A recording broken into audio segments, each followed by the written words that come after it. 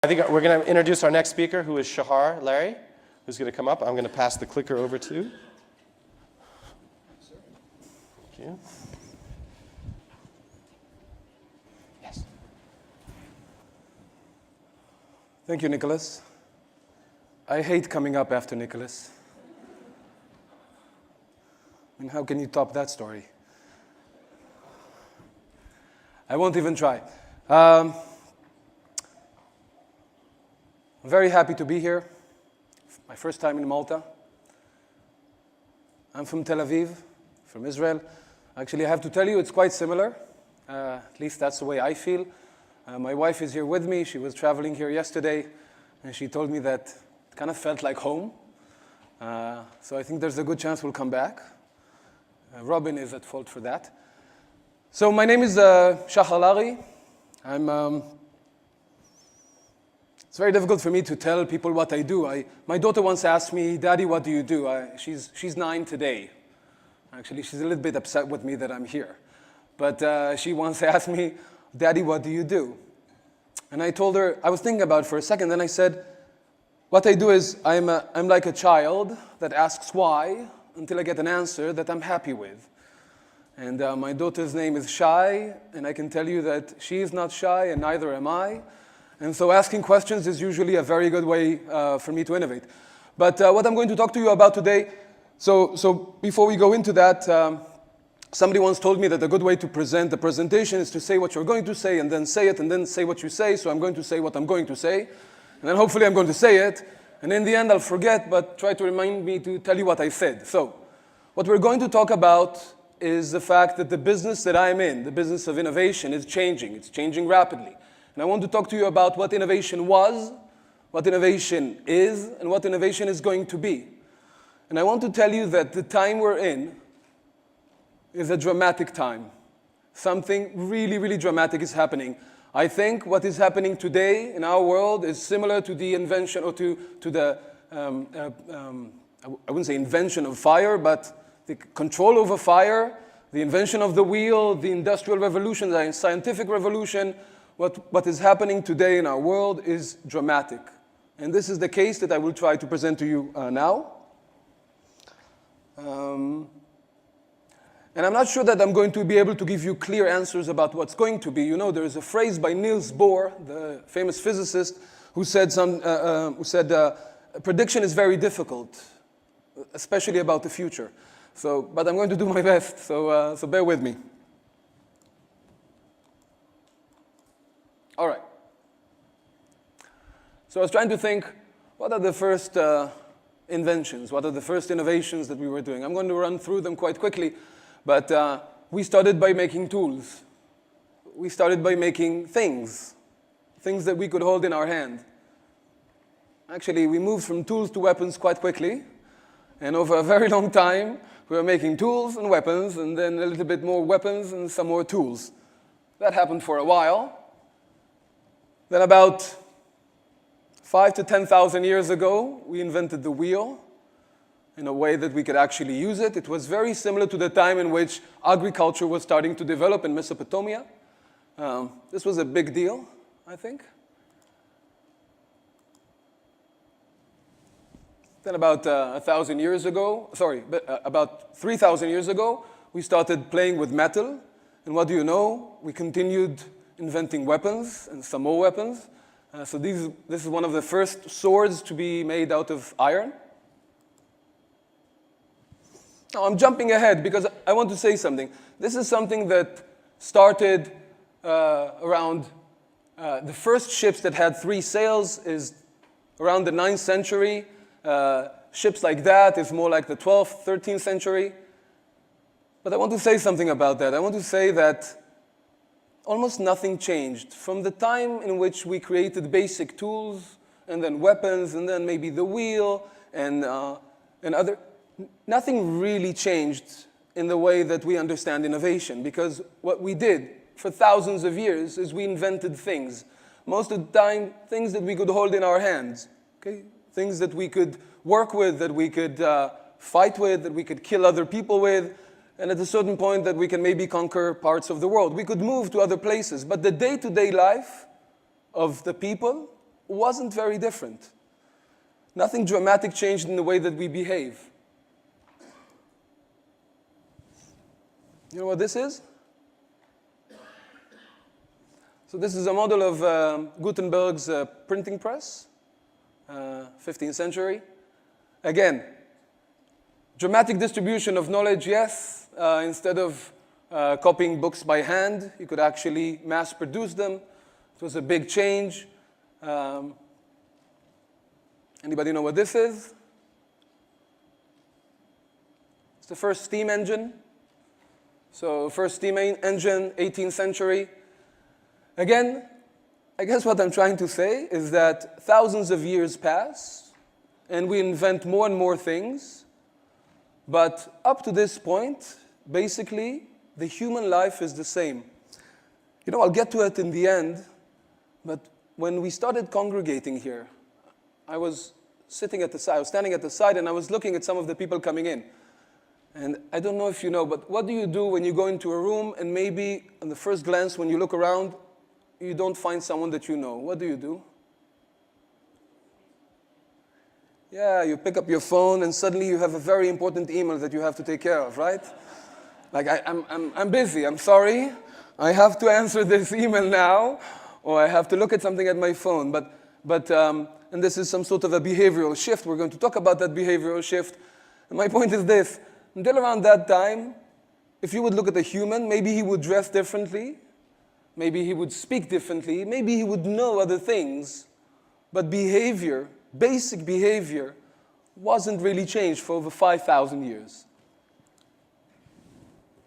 This was the first massive change. This is the Industrial Revolution, early 19th century. And this is change. The reason this was a massive change is because it changed the way we built cities. It changed the way we organized our day. It changed the way we build our houses. People started congregating around these factories. People started having something that today we take for granted. It's called a work week. It never used to exist. The entire schedule of going to work in the morning and working the entire day and going home and having a short 14, 16-hour day, and all of that started there. Actually, the shorter work week also started there by people starting to understand that it's not a sustainable model to go to work for 16 or 18 hours a day. But this was, I think, the first time that something significant changed in the way that we behave, in the way that we, that if you would take the day-to-day of a person in the Industrial Revolution, you take the day-to-day of a person 300 years before that, it was dramatically different. Another interesting thing is that we started being able to disseminate our innovation in a more efficient way. The way that new stuff was invented could actually move more easily around the world. First railroads. Do you know what this is? By the way, making this presentation was so much fun. I knew the order of things that I wanted to say, but then you have to find these pictures. And I'm a curious guy, so every picture has a little bit of writing underneath it, so I learned a lot. So this is a model of the first internal combustion engine. You use it every day. Of course, you know this guy. So this is the Edison with the light bulb. Carl Benz, first patent for a motor vehicle. The Wright brothers, the first airplane. Now, it is true that I said that the Industrial Revolution changed something in our behavior. And I'm giving you a hint here because this is part of my message. What I'm trying to tell you is that the reason that we are living in an extraordinary period, a period that is akin to the discovery of the wheel, a period that is akin to the scientific revolution of Newton. The reason I'm saying that is because behavioral change is the significant change that we are experiencing. And I mean, this is still a thing. We're still inventing stuff that we could hold, that we could touch, that are tangible. Mass production lines. Again, mass production lines, very similar to the Industrial Revolution, allowed us to reduce cost, of production and actually mass manufacture. Again, distributing the innovation more quickly. So what actually happens is we accelerated the rate of adoption of innovation, but again, we're still making stuff. So there's a lot of controversy about what is the first computer. I'm not going to go into it, but I can tell you this, it was big. Okay, so the first computers weighed a few tons, and they were big, and they housed the room, and this is the late 30s, early 40s of the 20th century. And again, a dramatic change. Somewhere around that period, maybe a little bit afterwards, a small company called IBM, International Business Machines, they used to make typewriters before that. I think one of their executives said something like, there is a place in the world for 5 computers. That should probably cover the entire need of computers. Do you know who this guy is? Anybody? Raise your hand if you know him. Who is he? Father of Internet, yes. And his name, you remember? So if you've seen The Matrix, the movie, have you seen The Matrix? There's the architect at the end of it. They look totally alike. It's quite uncanny, really. The person that created The Matrix in the Warshawski movie, and Vint Cerf, also known as the father of Internet. He's not the only father of Internet, there are quite a few, but he's one of the people in the early 70s that were responsible for a military-based communication system that later became the Internet. He has the best job title in the world today, by the way. Do you know what his job title today is? He works for Google. He is Internet Evangelist. I swear to God, that's his title. It's really funny. I heard an interview with him, and he said, this was a few years back, he said there are 6 billion people on this planet, there are more today, but he said 2 billion of them have access to internet. I have a lot of work to do. So this is what he does. But Vint Cerf actually started something, or he was amongst the people that started something that changed all of our lives incrementally, slowly, but in a revolutionary way.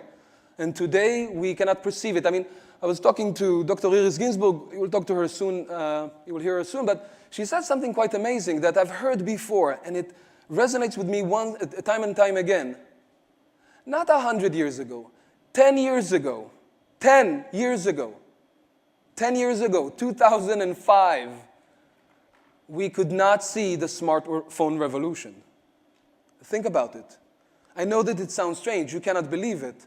But 10 years ago, we wouldn't have been able to see it yet. And it started with Vint Cerf. Do you know what this is? So let me go back just a second to Vint Cerf and stop. I think Vint Cerf is an interesting point to consider because the internet, and later on what we today use with our smartphones, says something about the change in behavior, in the way we behave. So I said that we started by making things, right? We make things. We make tools, we make weapons, we make ships, we make railroads, we make things.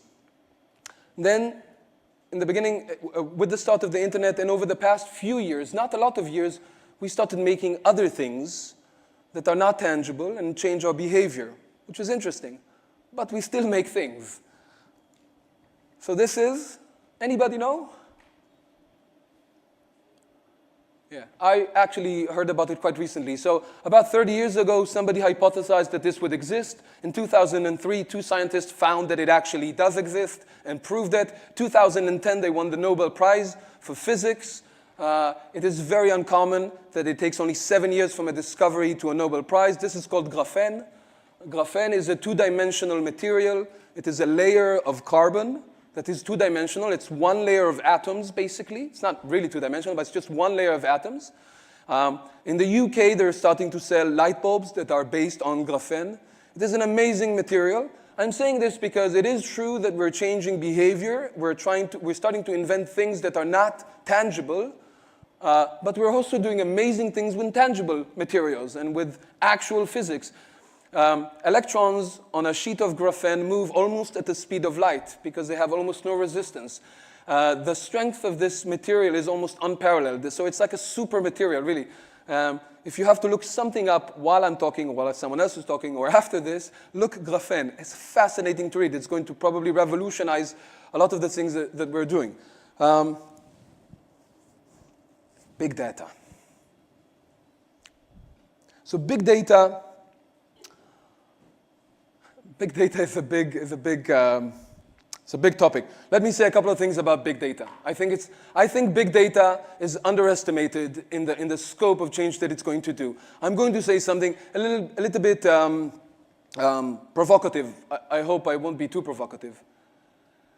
Big data is the potential to be all-knowing. I don't think we understand how dramatic that is, because we never used to know everything. We still don't know everything. But today we have the potential of knowing almost everything in real time. Think about it. I was driving with Tali, my wife, to visit her parents. We were in the car, and we were talking. Oh, actually, she was at her parents', I was with my daughters. And suddenly I thought, I'm driving on the road in Israel, and I have the potential of knowing what is happening in China right now, in a specific place. I'm not saying that I did, but I could, because there is a camera somewhere there, and there's a microphone somewhere there, and it's feeding a reservoir of data, and potentially I could access it. There are some people that actually do access it. If we think about Edward Snowden and the NSA and the interesting things that are happening there, today human beings have the capacity, the potential capacity, to know everything that is happening anywhere, almost anywhere, whenever we want. It's difficult for me to think of a more godlike capability. If you think about this, you know, Arthur C. Clarke said that any advanced enough technology would seem like magic to a primitive society. I think if we would have considered our ability to have access to whatever is happening on this planet at any given time, even to have that potential, I think it's incredible, and that is really big data. Big data basically says there are some things that collect information. There are now a lot of things that collect information. They collect a lot of information. Most of them today are smartphones. You're holding them. So you have recording devices on you that are actually recording a lot of the information. They're recording your movement, your acceleration, your voice, your text, your emails. They know your thoughts. More than that, there is an application by Google called Google Now. Anybody used Google Now? Google Now is not telling you what you need to do because you wrote it down. It's telling you what you're about to want to do. I'm serious. Because it reads your calendar. And after it reads your calendar, it understands what is the pattern of your behavior, and it predicts your wants. It is telling you what you're about to want in 15, 20 minutes, an hour. And by the way, I've used it. It's scary. But it's also addictive. And it's not magic. It's big data. The ability of companies like Google or the NSA on the other side to have access. We sell access to information for convenience all the time. I downloaded an application to scan the QR code. I changed my phone, didn't have a new application. There's a camera outside. I took a picture with my wife. I wanted to scan it, so I downloaded an application. It asked me, do you agree to the terms of this application? I said, just like you, what? Sure, I agree. Of course I agree. And you know what? The terms of these applications, they weren't that draconian. They weren't that terrible. But in about a week, they're going to send me an update. And in that update, they're going to ask me if I accept the new conditions. And of course, I'm going to say yes. And they know everything. They have access to my microphone, to my camera. They have access to so much information. I have a friend, he has a startup. His company, what they do is they kind of organize your mileage, your frequent flyer mileage. That's what they do. But in order to do that, they need access to your email. If they have access to your email, they actually know everything about you. And so they started selling data about online purchasing, something totally unrelated to what they're actually doing. How am I for time? What time is it? 5 minutes. Good. There's an interesting company in the UK about 10 years ago that actually started the big data revolution without understanding it. And they were selling an inventory system for bars in the UK, for pubs. Basically, you would go to a pub and your mate was there and you would ask for a drink. and sometimes you just give you a drink and not even register it. And sometimes they would give you more than 30 cc or 15 cc, it'd give you 45. And there was no good way of actually controlling your inventory. And so they invented something really, really simple. A spout that allows to measure the amount, but also it's connected to a computer, and it tells you exactly how much whiskey or gin or vodka you just poured into a glass, so you know. And the only purpose of this company was to allow you to control your inventory. That's all it was. It was kind of a simple ERP system for bars. And they sold for about $200 million 2 years later, and they weren't sold for the device. They were sold for the data for the first time. They were sold for the data because they were adopted all over Britain, and they knew at any given time what Britain was drinking. Exactly what they were drinking, what everybody was drinking.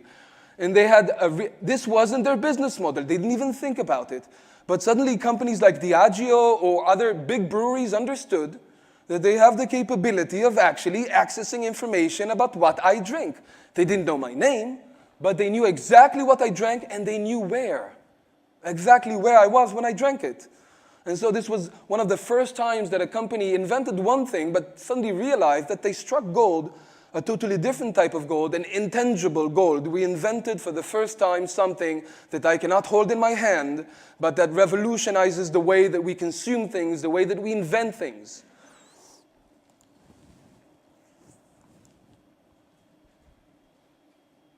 So yeah, you walk down the street, and our behavior has changed. It has changed for good. You know, I was working for Shell, the oil company, and they have a security code. You're not allowed to text and walk at the same time. Now, somebody had to think about it. I mean, if you think about it, it's not, okay, hold the railing, I understand. Don't run in the hallway, I can get that. But somebody had to bump into someone else while texting for somebody to write in the security code, you're not allowed to text and walk at the same time.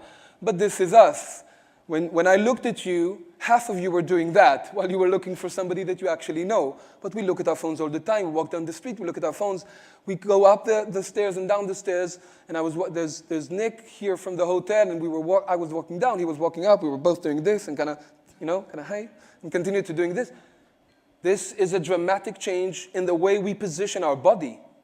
Apropos, what has changed in innovation, a dramatic change in behavior, and our kids do the same. Crowdfunding.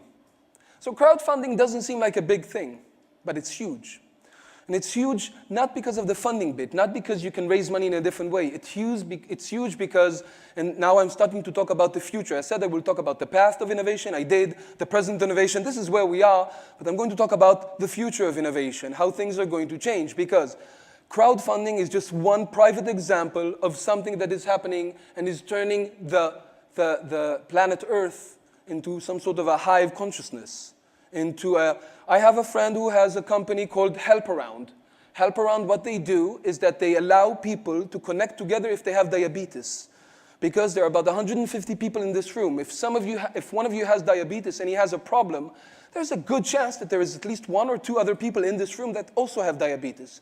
So he invented this app that allows you to detect if someone else around the room also has diabetes and has this app. So if you have a problem, he can save your life. It's a major thing. That was the entire business model use case in the beginning. But what it created communities of people with diabetes all around the world. And they start talking to each other. And they're starting to create collective knowledge. Not only collectively funding enterprises, but collectively talking about other things, deciding things together, going back to their doctors and telling their doctors things that they've learned from their community. It is creating, the crowd trend is actually creating new entities that, like a crowd patient, okay? Crowd communities, global and local communities that actually share information but also behave as an entity. Not only the individuals, but the entire entity. The people that have the diabetics at a certain city or at a certain place now have a voice as a community, as a crowd. Again, this is not a tangible thing, but it is changing the way we behave and the way we perceive our reality. I'm wondering if this is just a double click. I just should click twice every time. All right, so I started talking about things. Remember I said we invented things. And then we started talking about processes because we had the Industrial Revolution, and then we had the mass production, and we started talking about processes. I want to go back to things, okay? So what's written on this slide is that people are being connected, 4 billion. By the way, any sentence that starts with 4 billion blah, blah, blah, you know, there's a phrase, 88% of the sentences that start with 88% are wrong. So I'm not guaranteeing this, but a lot of people are connected. There's a lot of money involved in this. There are a lot of new apps. 50 trillion gigabytes of data. That's really interesting. But the interesting bit that I want to show you is, 1 minute, sorry, is 25 billion embedded in intelligent systems. Because where we're going to is something that is called the Internet of Things, just as an example. So we started with a stone knife. Then we had better production capabilities. The orange one is a 3D printed knife that will cause serious damage. Don't try this at home. I had a picture of a gun as well, but I took it off. The last knife that you see is already an intelligent knife, Internet of Things. That knife is connected to a database. It will give you information. It will actually connect to your cooking device. It will connect to your Facebook, connect to a lot of things. It could give you alerts. I really, really hope that it cannot substitute as a phone as well. That could be dangerous. So I'll close with this, just a few words.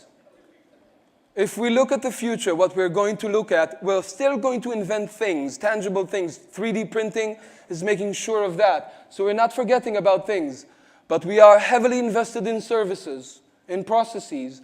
And the biggest news, maybe not so news, that I'm giving to you is that the most dramatic change in the way that we perceive our reality today and that we're going to innovate in the future is knowledge. We are today at the age of knowledge, of knowing things, of sharing things, of the ability of knowing what you guys are doing at a certain point, either without you approving it or if you approve it. Pretty sure it's my last slide. Thank you very much. It's been a pleasure to be here.